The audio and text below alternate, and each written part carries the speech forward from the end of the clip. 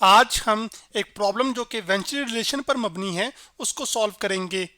Venturi relation जो कि actually एक एप्लीकेशन है बर्नौलीज इक्वेशन की। तो प्रॉब्लम हमारा असल में ये कहता है कि आपके पास the figure below shows a pipe that has two different cross sectional areas 25 centimetre square and 4 centimetre square respectively. The volumetric flow rate through the pipe is Q equal to 5 multiplied by 10 to the raised power minus 3 meter cube per second. A venturimeter filled with mercury is placed in the pipe as shown in the figure. Determine the speed of the water in both cross-sectional areas of pipe and the pressure difference between them. यानी कि यहाँ पर हमारे पास एक pipe है जो कि horizontal placed है। इसमें एक इसका एरिया ये है क्रॉस सेक्शन एरिया, जबकि दूसरा जो क्रॉस सेक्शन एरिया है वो A2 ये है। तो जो पहला एरिया है उसकी जो वैल्यू है वो 25 सेंटीमीटर स्क्वायर है, जबकि A2 जो है वो असल में 4 सेंटीमीटर स्क्वायर। इसका मतलब है A2 असल में A1 से कम है। जबकि हमें इस सवाल में उन्होंने वॉल्यूमेट्रिक फ्लो रेट दिया हुआ, जो कि असल में बता रहा है कि जो फ्लूइड एक गिवन वॉल्यूम के अंदर 1 सेकंड के अंदर जो फ्लो करता है ना, उसको हम कहते हैं वॉल्यूमेट्रिक फ्लो रेट, जिसको हम रिप्रेजेंट करते हैं Q सिंबल के साथ, और वो उसकी वैल्यू यहाँ पर दी गई है।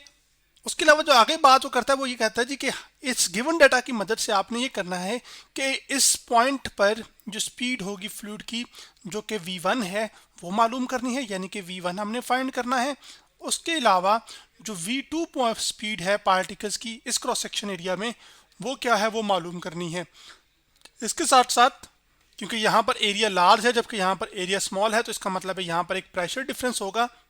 तो जो प्रेशर डिफरेंस है P1 minus P2, let's say इस पॉइंट पर जो प्रेशर है वो P1 है, जबकि इस पॉइंट पर जो प्रेशर है वो P2 है। तो P1 माइनस P2 यानी कि ये डिफरेंस ऑफ प्रेशर होगा जो कि हमने मालूम करना है।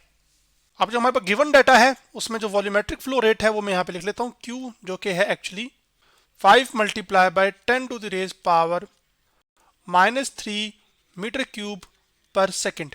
जैसे बताया कि वॉल्यूमेट्रिक फ्लो रेट बताता है कितना फ्लूइड एक गिवन वॉल्यूम में से फ्लो हो रहा है 1 सेकंड के अंदर, उसको हम वॉल्यूमेट्रिक फ्लो रेट कहते हैं। और जो वॉल्यूमेट्रिक फ्लो रेट होता है किसी भी पॉइंट पर, ये असल में बराबर होता है एरिया और वेलोसिटी के प्रोडक्ट के।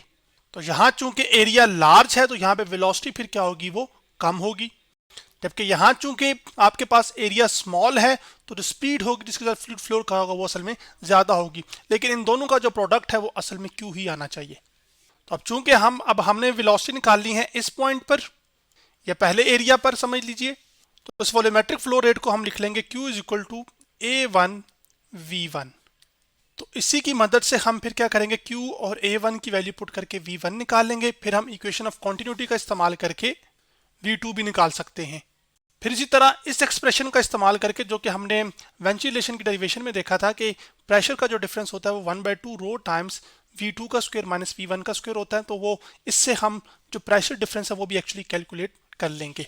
तो उस कैलकुलेशन के लिए सबसे पहले हमें V2 पता हो और V1 पता हो, तो सबसे पहले हम V1 कैलकुलेट करते हैं यहाँ पर। तो उसको कैलकुलेट करने के लिए मैं Q की जगह वैल्यू पुट करता हूँ जो कि एक्चुअली है 5 multiply by 10 to the raise power -3।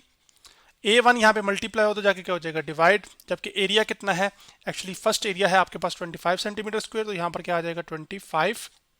यहाँ पर ये था मीटर क्यूब पर सेकंड था, जबकि यहाँ पर ये है सेंटीमीटर स्क्वायर। तो सेंटीमीटर स्क्वायर से हमें सबसे पहले कन्वर्जन करनी पड़ेगी मीटर स्क्वायर में, ताकि स्टैंडर्ड जो यूनिट है उसमें कन्वर्जन हो जाए। तो आपके पास जो वो V1 है वो हमारे पास यहाँ पर निकल कर आ जाएगी इस तरह से। अब हम V1 को लिख लेते हैं यहाँ पर पहले, और सेंटीमीटर क्यूब से स्क्वायर से तो राइट हैंड साइड को मैं पहले लिख लेता हूँ। यहाँ पर हमारे पास आ जाएगा 5 multiply by 10 to the raise power -3।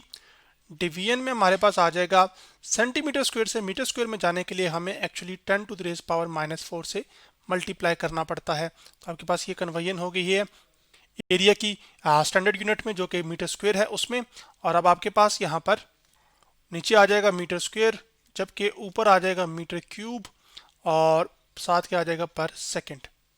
तो जो V1 है हमारे पास वो एक्चुअली निकल कर आ जाएगी 5 डिवाइडेड बाय, एक्चुअली ये 25 है तो 5 1 क्या होता है 5, 5 5 क्या होता है 25, तो ये आ जाएगा 1/5 यहाँ पर 1/5 मल्टीप्लाई बाय आ जाएगा हमारे पास इसकी 10 टू द पावर -4 है बेस 10 है, तो ये नीचे से ऊपर जाएगा तो उसकी पावर पॉजिटिव हो जाएगी, और 10 टू द पावर -3 और 10⁴ की बेसिस सेम होने की वजह से आपस में चूंकि मल्टीप्लाई हो रहे होंगे तो पावर्स इनके आपस में ऐड हो जाएंगी, तो हमारे पास एक्चुअली ये आ जाएगा 4 फिर -3, और जबकि 4 -3 क्या होता है, वो 1 होता है, तो 10⁻1 क्या होगी, वो 1 होगी, और 10/5 हमारे पास क्या आ जाएगा, वो 2 आ जाएगा। इसका मतलब है ये स्पीड के साथ तो जो v1 है वो एक्चुअली आ जाएगी हमारे पास 2 मीटर पर सेकेंड। तो ये वो रफ्तार है जिसके साथ जो फ्लूइड है वो इस क्रॉस सेक्शन एरिया जो ये वाला है, जैसे एक पाइप का होता है, इससे ये असल में 2 मीटर पर सेकेंड की रफ्तार के साथ फ्लो कर रहा होगा। तो जो वॉल्यूमेट्रिक फ्लो रेट इस एरिया से है वही असल में इस एरिया से भी होगा। आप तो चाहे आप एक कंटिन्यूटी इक्वेशन का इस्तेमाल कर लें जो कि असल में है a1 v1 equal to a2 v2, उसका मदद से भी आप कैलकुलेशन कर सकते हैं, v2 की स्पीड निकाल सकते हैं, या फिर आप इसी फ्लो रेट का इस्तेमाल करें, इधर a1 की बजाय a2 कर लें और v1 की बजाय v2 कर लें और वहां से स्पीड निकाल लें। चॉइस आपके हाथ में है, लेकिन मैं यही रास्ता इख्तियार करूंगा जो मैंने अभी सिखाया है। तो अभी हम ये करेंगे कि यहाँ पर Q लिख लेंगे। Q बराबर आ जाएगा a2 v2 के। तो Q हमारे पास है 5 × 10⁻³ और डिवीजन में एक्चुअली हमारे पास आ जाएगा जो A2 एरिया है वो स्मॉलर है और वो कितना है 4 सेंटीमीटर स्क्वायर था, और 4 सेंटीमीटर स्क्वायर से हम मीटर स्क्वायर में कन्वर्जन करेंगे तो 4 × आ जाएगा 10⁻⁻⁴, और आपके पास सीधा आ जाएगा v2। तो जो v2 स्पीड होगी वो हमारे पास जो कैलकुलेट होकर आ जाएगी वो एक्चुअली आ जाएगी v2 is equal to 5/4 multiply by, आपको यहाँ पे पता चल जाएगा कि क्या आ जाएगा 10⁻, ये नीचे से जब ऊपर जाएगा तो सेम यही स्टेप्स रिपीट होंगे, बेसिस सेम पावर ऐड, तो 4 + 3 कितना होता है, सॉरी +4 - 3 कितना होता है 1, तो 10⁻1 आएगा। 10⁻1 का आंसर हमें 10 ही आएगा, और फिर आप 5 को मल्टीप्लाई करेंगे 10 के साथ तो वो आ जाएगा 50, तो 50 डिवाइडेड बाय हमारे पास 4 का आंसर अब हमने कैलकुलेट करना है, तो 50 डिवाइड बाय 4 आ जाएगा एक्चुअली 12 चौका 48 होता है, या 12 4 टाइम्स 48 होता है, फिर इसमें से 2 बचेगा तो एक्चुअली 2 के साथ फिर आप 0 लगाएंगे तो वो पॉइंट आ जाएगा वहां पर, तो ये एक्चुअली v2 आ जाएगा, 4 5 20 होता है, तो ये 12.5 बनना चाहिए।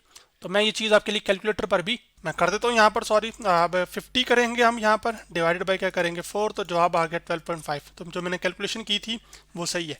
तो आप भी कोशिश कीजिए कि थोड़ा सा मेंटल मैथ अपना इंप्रूव कीजिए और चीज़ों को थोड़ा सा जो फ्रैक्शंस वाली होती हैं इनको कैलकुलेटर की बजाय बाय माइंड ही सॉल्व करें। खैर, अब हमारे पास v2 निकल कर आ चुकी है, और यहाँ से हमें ये पता चल रहा है कि जब एरिया जो मैंने शुरू में बात की थी जहाँ पर एरिया स्मॉलर होगा वहाँ पे स्पीड जिसके साथ पानी फ्लो कर रहा होगा या लिक्विड फ्लो कर रहा होगा, फॉर एग्जांपल वो क्या होगा, वो फिर वो लार्ज होगी। अब चूंकि हमने दोनों वेलोसिटीज निकाल चुके हैं तो इसका मतलब है हम पहले पार्ट को क्लियर कर चुके हैं। अब हमने कैलकुलेट करना है प्रेशर डिफरेंस। अब चूंकि हमारा ये जो पाइप है ये हॉरिजॉन्टल है, और जो डेरिवेशन हमने की थी वेंचुरी रिलेशन की, वो भी ये पाइप जो आपको नजर आ रहा है ये भी एक्चुअली क्या है, हॉरिजॉन्टल है। तो उसके लिए जो हमारे पास फाइनल एक्सप्रेशन निकल कर आया था प्रेशर डिफरेंस जो कि P1 - P2 था, वो असल में 1/2 टाइम्स रो जो कि डेंसिटी है फ्लूइड की, डिवाइड मल्टीप्लाई बाय v2 का स्क्वायर माइनस v1 का स्क्वायर। हम इसका एक्सप्रेशन का इस्तेमाल करके जो प्रेशर डिफरेंस है उसको इवेल्युएट करेंगे। तो यहाँ पे चूंकि हम बी पार्ट सॉल्व करने लगे तो मैं यहाँ पे बी लिख देता हूँ, ठीक है, और ब्रैकेट डाल देता हूँ कि हम बी पार्ट सॉल्व करें इससे आगे, ठीक है। अब हमने प्रेशर डिफरेंस ही कैलकुलेट करना है जो कि P1 - P2 होगा, तो यहाँ पे लिखूंगा P1 - P2 इक्वल टू 1/2 रो, यहाँ पे डेंसिटी है, और जो फ्लूइड है यहाँ पर वो एक्चुअली किसकी बात की जा रही है, पानी की बात की जा रही है, तो डेंसिटी पानी की आएगी, जबकि पानी की डेंसिटी कितनी होती है 1000 किलोग्राम पर मीटर क्यूब, या फिर उसको हम लिख सकते हैं 10⁻3। साथ हमारे पास आ जाएगा v2 का स्क्वायर जो कि एक्चुअली 12.5 आया था, तो 12.5 का स्क्वायर माइनस आ जाएगा आपके पास v1, और v1 हमारे पास जो कैलकुलेशन में आया था वो 2 मीटर पर सेकंड निकल कर आया था, तो अब हम उसकी वैल्यू पुट कर देंगे यहाँ पर, और v1 का स्क्वायर आ जाएगा जो कि 2 है, तो 2 का स्क्वायर आ जाएगा।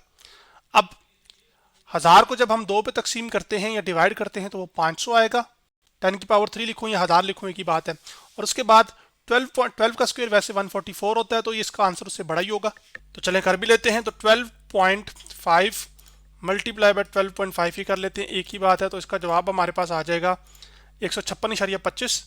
तो हम यहाँ पे लिख लेंगे 156.25 माइनस आ जाएगा हमारे पास 4। तो ये करने के बाद अब हम 156.25 में से जब 4 माइनस करेंगे तो वो रह जाएगा कैलकुलेटर पे ही कर लेते हैं, -4 करते हैं तो जवाब आ जाएगा 152.25। तो 500 को अब ज़रब देनी है हमने 152.25 के साथ, तो जो प्रेशर डिफरेंस होगा लार्ज एरिया और स्मॉल एरिया के बीच वो एक्चुअली कैलकुलेट हो जाएगा। तो 500 को अब ज़रब दे देते हैं, जो 152.25 जवाब आया उसको ज़रब दे देते हैं 500 के साथ, तो जो हमारे पास जवाब निकल कर आ रहा है वो एक्चुअली है 76,125। तो यहाँ पे मैं लिख सकता हूँ P1 माइनस P2 एक्चुअली बराबर आ रहा है 76,125 पास्कल के, क्योंकि प्रेशर का जो यूनिट है वो क्या है, वो पास्कल है। पास्कल के लिए याद रखिएगा P कैपिटल लिखते हैं और A स्मॉल लिखते हैं। तो यूं हमने प्रेशर डिफरेंस को भी कैलकुलेट कर लिया है। उसके अलावा हमने इस प्रॉब्लम के अंदर जो स्पीड्स कैलकुलेट करनी थी वो भी कर ली हैं। तो आज हमने एक प्रॉब्लम जो कि वेंचुलेशन पर मबनी था उसको सॉल्व किया।